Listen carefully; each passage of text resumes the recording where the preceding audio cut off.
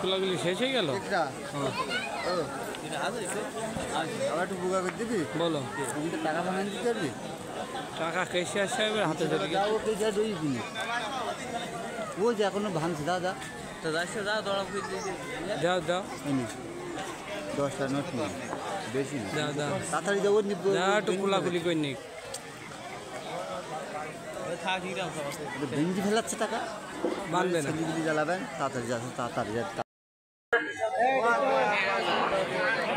দোয়ার আদব বসে দোয়া করা এই চলে যান না সবাই দোয়ার আদব বসে দোয়া করা। আমরা সবাই শুরুতে ইব্রাহিম পড়ি আল্লাহুম্মা সাল্লি আলা সাইয়্যিদিনা মুহাম্মাদ ওয়া আলা আলি মুহাম্মাদ।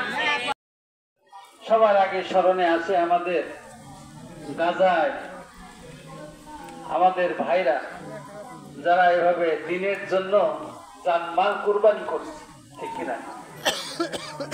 তারা এ পর্যন্ত 37,000-37,000-এরও বেশি তারা শহীদ হয়ে গেছে।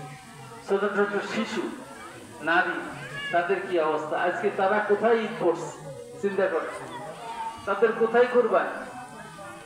এরপরেও দেখেন এই দুনিয়ায় যারা জুলুমবাজ, এই দুনিয়ায় যারা মুসলমানদের পরে এভাবে জুলুম করছে, একটা পশুর প্রতি তাদের যে মমতা আছে একজন মুসলমানের প্রতি তাদের সে মমতা নাই, ঠিক না? দেখছেন তারা বড় বড় মানে মানবতার ফেরিওয়ালা, দুনিয়াতে মানবতা ফেরিয়ে ঘুরে বেড়ায়, তাদের চরিত্র আমরা দেখতে পাচ্ছি। সেজন্য মুসলমানদের বন্ধু আল্লাহ ছাড়া আর কেউ নাই। এজন্য আল্লাহর কাছেই আমাদের সাহায্য চাইতে হবে। আমাদের পার্শ্ববর্তী দেশে সেখানেও কি তারা স্বস্তিতে আছে বলেন? কালকে দেখলাম মধ্যপ্রদেশে গরুর গোশত ফ্রিজে ছিল, এই জন্য 10-11টা বাড়ি বুলডোজার ভেঙে গড়িয়ে দিচ্ছে। গরুর গোশত ফ্রিজে ছিল তাই। আল্লাহ পাক আমাদের এখনো সেই অবস্থা সৃষ্টি করে নাই, আমাদের এখনো সেই অবস্থায় আছে। তবে আমাদের পায়ের নিচের থেকে কিন্তু মাটি সরে যাচ্ছে, এ কথাটা আমাদের খেয়াল করতে হবে। আমরা ঘুম পড়ে আছি, খেয়াল নাই আমাদের।